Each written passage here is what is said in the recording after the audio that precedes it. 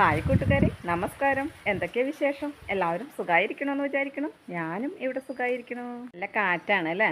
അപ്പോൾ നല്ല കാറ്റും ഉണ്ട് കാലാവസ്ഥയ്ക്ക്, അതുപോലെ തന്നെ നമുക്ക് തണുപ്പും ഉണ്ട്. അപ്പോൾ ഈ കാറ്റ് എന്ന് പറഞ്ഞാൽ നല്ല ശക്തിയായിട്ടും വീശുന്നുണ്ട് കേട്ടോ. അപ്പോൾ നിങ്ങളുടെ അവിടെയൊക്കെ എങ്ങനെയാണെന്നുള്ളത് എനിക്കറിയില്ല. ഞങ്ങളുടെ ഇവിടെ അങ്ങനെ ഉണ്ട്, കാറ്റൊക്കെ ഉണ്ട്. നമ്മുടെ ജീവിതത്തിൽ പല മാറ്റങ്ങളും സംഭവിക്കുന്നത് നമ്മുടെ ജീവിത സാഹചര്യങ്ങൾ മൂലമായിരിക്കും അല്ലേ? അപ്പം നമ്മുടെ ജീവിത സാഹചര്യങ്ങൾ മൂലമെന്ന് പറയാൻ കാരണം എന്താണെന്ന് വെച്ച് കഴിഞ്ഞാൽ നമുക്ക് ശാരീരികമായിട്ടുള്ള മാറ്റങ്ങളും മാനസികമായിട്ടുള്ള മാറ്റങ്ങളും എന്തൊക്കെയാണെന്നുണ്ടെങ്കിലും അതെല്ലാം നമ്മുടെ ജീവിത രീതി അല്ലെങ്കിൽ നമ്മുടെ ജീവിതത്തിൽ സംഭവിക്കുന്ന മാറ്റങ്ങൾ അനുസരിച്ചാണ് സംഭവിക്കുന്നത് കേട്ടോ.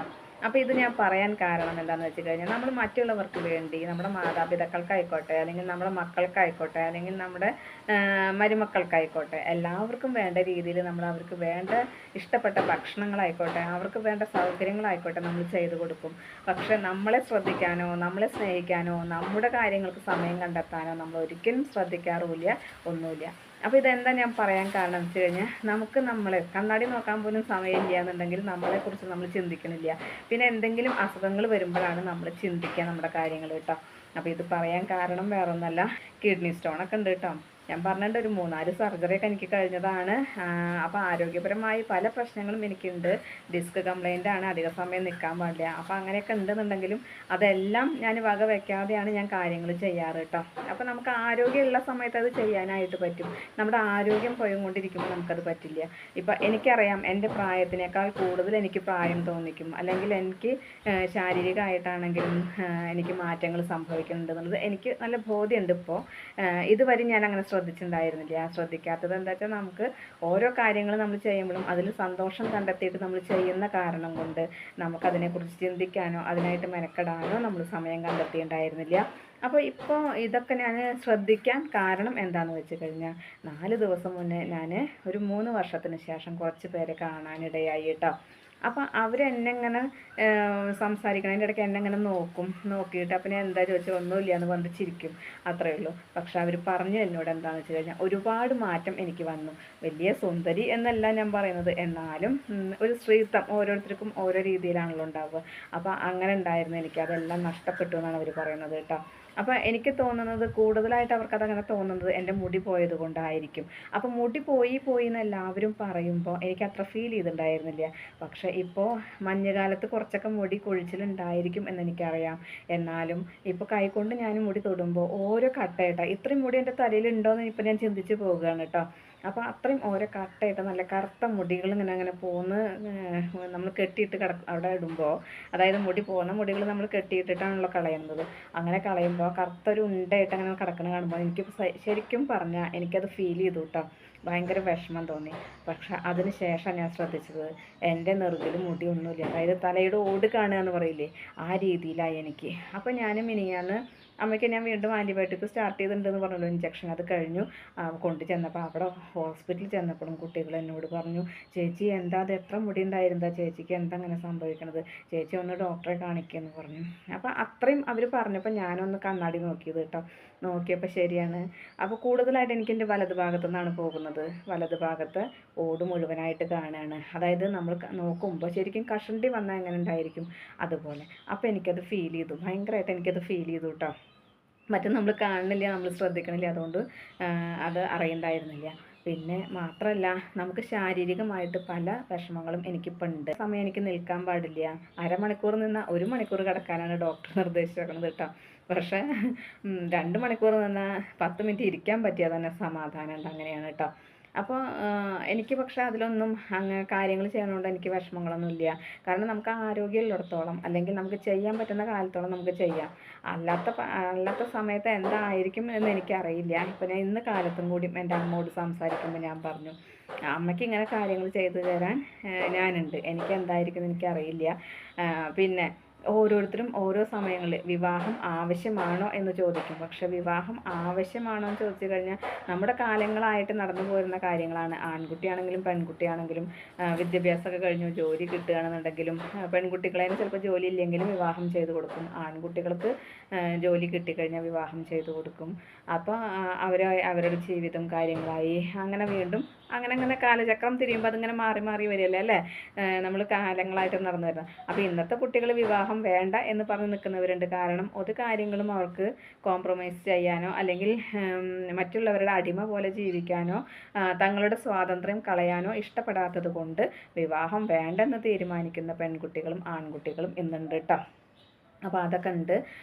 അപ്പോൾ അങ്ങനെ വിവാഹം എന്ന് പറഞ്ഞാൽ നമുക്കൊരു താങ്ങും തണലും എന്നാണ് നമ്മൾ ചിന്തിക്കുക. നമുക്കൊരു കൂട്ട്, പ്രായമാകുന്ന സമയത്തും നമുക്കൊരു കൂട്ട്. പക്ഷേ ആ പ്രായമാകുന്ന സമയത്ത് കൂട്ട് അങ്ങനെ എങ്ങനെയുള്ള ആളെ നമുക്ക് കിട്ടുകയെന്ന് പറയാൻ പറ്റില്ലല്ലോ. അപ്പോൾ അത് കിട്ടുന്നത് അനുസരിച്ചിരിക്കും. ചിലപ്പോൾ ദുരിതപൂർണ്ണമായിരിക്കാം, ചിലപ്പോൾ നല്ലതായിരിക്കാം. അപ്പോൾ ഞാൻ പറയാറുള്ള പോലെ വിവാഹം എന്ന് പറയുന്നത് ഓരോരുത്തരുടെയും ഭാഗ്യമാണ്.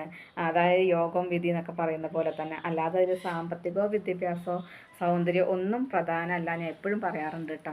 അപ്പോൾ അത് തന്നെയാണ് ഇപ്പോഴും എനിക്ക് പറയാനുള്ളത്. അപ്പോൾ അതൊക്കെ ഒരു യോഗമാണ്. അപ്പോൾ ആ യോഗം അനുഭവിക്കാൻ ഭാഗ്യമുള്ളവർക്ക് മാത്രമേ അത് കിട്ടുള്ളൂ. പിന്നെ എന്താണെന്ന് വെച്ച് കഴിഞ്ഞാൽ നമ്മളങ്ങനെ ജീവിച്ചു പോയും കൊണ്ടിരിക്കുന്ന സമയത്ത് നമ്മൾക്കൊരു നമ്മുടെ ആ ഒരു തുണ അല്ലെങ്കിൽ ആ ഇണ നമുക്ക് നഷ്ടപ്പെട്ട് കുറച്ച് നമ്മൾ നമുക്ക് മറവി ദൈവം തരുന്നൊരു അനുഗ്രഹമാണ്. ആ അനുഗ്രഹത്തിലൂടെ നമ്മളിങ്ങനെ ജീവിച്ച് പോയിക്കൊണ്ടിരിക്കുകയാണ് അല്ലേ.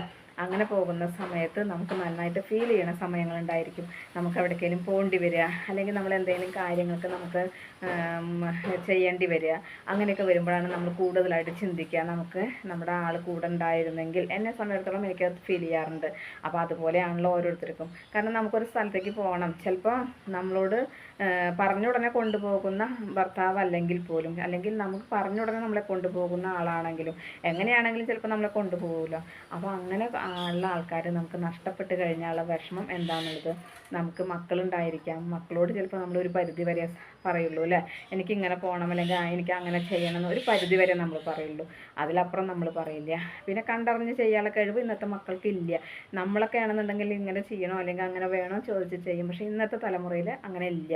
അപ്പോൾ നമുക്ക് നന്നായി ഫീൽ ചെയ്യുക ആ സമയങ്ങളിലാണ് കേട്ടോ. എനിക്ക് പലപ്പോഴും പല സ്ഥലങ്ങളിലേക്ക് പോകേണ്ടതായിട്ട് വരും, അല്ലെങ്കിൽ പല കാര്യങ്ങളും ചെയ്യേണ്ടതായിട്ട് വരും. അങ്ങനെ ഇരിക്കുന്ന സമയത്ത് ഞാൻ ചിന്തിക്കാറുണ്ട് കേട്ടോ. അങ്ങനെ ആയിരുന്നു, കൊണ്ടുപോവില്ല അത് വേറെ കാര്യം. പക്ഷേ ഞാൻ കൊണ്ടുപോയി ഉണ്ടായിരുന്നു, അല്ലെങ്കിൽ എനിക്ക് പോകാൻ പറ്റുമായിരുന്നു എന്നൊരു ചിന്ത എനിക്ക് വരാറുണ്ട്. അത് വലിയൊരു ഫീലിംഗ് തന്നെയാണ് എനിക്ക് കേട്ടോ. അപ്പോൾ അതങ്ങനെ സംഭവിക്കാറുണ്ട്. ഞാൻ അമ്മോട് ഇങ്ങനെയൊക്കെ പറഞ്ഞുകൊണ്ടിരിക്കുന്ന സമയത്ത് ഞാൻ എന്ത് പറഞ്ഞു, ദിലീപ് ഒരു സിനിമയിൽ പറയുന്നുണ്ട്, ഇത് ശനിദശയാണ്, ശനിദശയിൽ ഇങ്ങനെ സംഭവിക്കും, അപ്പോൾ അത് കഴിഞ്ഞാലോ വെച്ചാൽ അത് കഴിഞ്ഞാൽ പിന്നൊക്കെ ശീലമായിക്കോളുന്നു. അതുപോലെ എൻ്റെ ശനിദശ കഴിഞ്ഞു. ശനിദശ കഴിയണ വരെ ഞാൻ ചിന്തിച്ചു ശനിദശ കഴിഞ്ഞാൽ എനിക്കൊരു സമാധാനം ഉണ്ടാവുമെന്ന്. അത് കഴിഞ്ഞപ്പോഴും ഒരു സമാധാനവും ഇല്ല.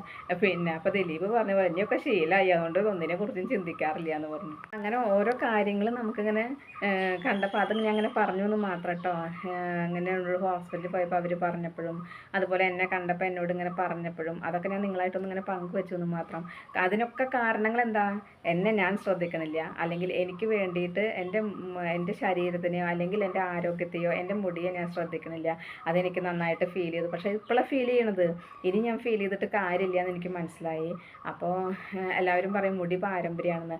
മുടി പാരമ്പര്യം ആയിരിക്കും, ഇല്ല എന്ന് പറയുന്നില്ല. പക്ഷെ ഞാൻ എപ്പോഴും പറയുന്ന പോലെ തൊട്ട് കളയാ കണ്ണ് തൊടാതെ കളയാൻ മുടി എന്ന് പറയും. നമ്മൾ നോക്കുന്നതനുസരിച്ച് നമുക്ക് മുടി ഉണ്ടാവും.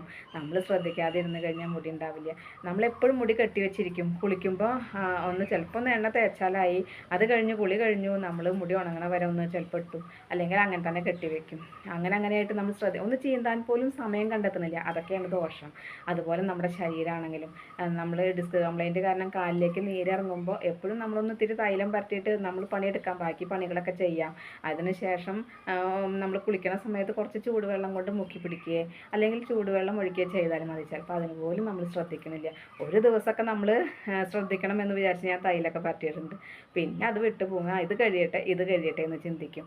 നമുക്ക് നമ്മുടെ മുഖസൗന്ദര്യം സംരക്ഷിക്കാനായിട്ട് നമുക്ക് വേറെ ഒന്നും ചെയ്യേണ്ട. കുറച്ച് തൈരെടുത്ത് നമ്മുടെ മുഖത്ത് പുരട്ടിയിട്ട് നമുക്ക് അടുക്കളയിലത്തെ പണികൾ ചെയ്യാം. വേണ്ട, വെറും വെളിച്ചെണ്ണ നമുക്ക് പുരട്ടിയിട്ട് നമുക്ക് അടുക്കളയിലെ പണികൾ ചെയ്യാം. അപ്പോൾ അതും നമ്മൾ സാധിച്ച് വിടുകയാണ് നമ്മുടേതായ കാര്യങ്ങളല്ലേ. അപ്പോൾ അതുകൊണ്ടാണ് കേട്ടോ. അപ്പം നമുക്ക് ശത്രു നമ്മൾ തന്നെയാണ്, നമ്മളത് ശ്രദ്ധിക്കാത്തത് കൊണ്ടാണ് നമുക്കങ്ങനെ സംഭവിക്കുന്നത്. അപ്പോൾ ഇനിയെങ്കിലും ഇന്നത്തെ തലമുറയിൽ കുട്ടികൾ അവർ ചെയ്യുന്നുണ്ട്, നൈറ്റ് ക്രീമാണെങ്കിലും ഡേ ക്രീമുകളാണെങ്കിലും ഉപയോഗിക്കുന്നുണ്ട്. അപ്പോൾ നമുക്ക് ക്രീമുകളോ അല്ലെങ്കിൽ നമ്മൾ കാശ് കൊടുത്തോ സാധനങ്ങൾ വാങ്ങിക്കണം എന്ന് ഞാൻ പറയണില്ല. വെറും തൈര് മതി, ഇല്ല എന്നുണ്ടെങ്കിൽ വെളിച്ചെണ്ണ മതി. അപ്പോൾ അത് നമ്മുടെ വീട്ടിൽ എന്തായാലും നമ്മൾ ഉപയോഗിക്കുന്നത്, വെളിച്ചെണ്ണ ഇല്ലാത്ത വീടുകൾ ഉണ്ടാവില്ല. അപ്പോൾ ഒരു തുള്ളി വെളിച്ചെണ്ണ എടുത്തിട്ട് നമ്മുടെ മുഖത്തും കഴുത്തിലും വെള്ളത്തിലൊക്കെ പുരട്ടി കഴിഞ്ഞ് നമ്മൾ അടുക്കള പണികളൊക്കെ ചെയ്ത് കുളിക്കുമ്പോൾ അത് വാഷ് ചെയ്ത് കളഞ്ഞാൽ മതി. അപ്പോൾ ചെറു ചൂടുവെള്ളത്തിൽ മുഖം കഴുകിയിട്ട് കളയാനായിട്ട് ശ്രദ്ധിക്കുക. ഇതൊക്കെ നമുക്ക് അറിയാമെങ്കിലും നമ്മൾ അതിനായിട്ട് മെനക്കെടാറില്ല, അല്ലെങ്കിൽ ശ്രദ്ധിക്കാറില്ല എന്നുള്ളതാണ് പരമമായ സത്യം അല്ലേ. അപ്പം നമ്മുടെ ജീവിതത്തിൽ സംഭവിക്കുന്ന കാര്യങ്ങൾ ഇങ്ങനെയൊക്കെ തന്നെയാണ്. അപ്പോൾ അതുപോലെ തന്നെ നമ്മുടെ കാലാകാലങ്ങളിൽ ചെയ്യേണ്ട കാര്യങ്ങൾ നമ്മൾ ഓരോന്നും ചെയ്യും, നമ്മുടെ കാര്യങ്ങളെ നമ്മൾ വേണ്ടാന്ന് വെക്കുള്ളൂ. ഇന്നത്തെ എൻ്റെ വിശേഷങ്ങൾ ഇത്രയൊക്കെ തന്നെയുള്ളൂ. എൻ്റെ കൂട്ടുകാർക്ക് ഇഷ്ടമായി ഉണ്ടാവുമെന്ന് വിചാരിക്കണം. ഇഷ്ടപ്പെട്ട് കഴിഞ്ഞാൽ ലൈക്ക് ചെയ്യുക, ഷെയർ ചെയ്യുക. അതുപോലെ പുതിയതായി കാണുന്ന ഏതെങ്കിലും കൂട്ടുകാരുണ്ടെങ്കിൽ സബ്സ്ക്രൈബ് ചെയ്യാൻ മറക്കരുതേ. അടുത്തൊരു വിശേഷവുമായി വേഗത്തിൽ വരുന്നതാണ്. അതുവരേക്കും നന്ദി, നമസ്കാരം. നിങ്ങളുടെ സ്വന്തം ജോ. വീണ്ടും കാണാം. Bye, see U.